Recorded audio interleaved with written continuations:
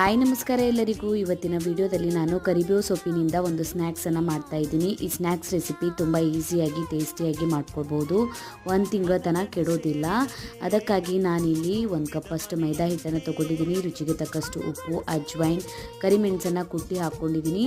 1 ಕಪ್ಪಷ್ಟು ಕರಿಬೇವು ಸೊಪ್ಪನ್ನು ಸಣ್ಣ ಕಟ್ ಮಾಡಿಕೊಂಡು ಹಾಕ್ಕೊಂಡ್ಬಿಟ್ಟಿದ್ದೀನಿ.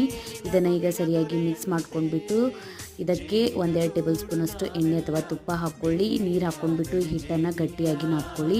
ಒಂದು 15 ನಿಮಿಷ ಹಿಟ್ಟನ್ನು ನೆನೆಸ್ಕೊಂಡ್ಬಿಟ್ಟು ಈ ಥರ ಉಳ್ಳಿಗಳನ್ನು ಮಾಡ್ಕೊಂಡ್ಬಿಟ್ಟು ಇದನ್ನು ಚಪಾತಿ ಥರ ಲಟಾಸ್ಕೊಳ್ಬೇಕು. ಮೀಡಿಯಮ್ ಸೈಜ್ನಲ್ಲಿ ಲಟಾಸ್ಕೊಂಡ್ಬಿಟ್ಟು ನಿಮಗೆ ಬೇಕಾಗಿ ಶೇಪ್ನಲ್ಲಿ ಕಟ್ ಮಾಡ್ಕೊಳ್ಳಿ.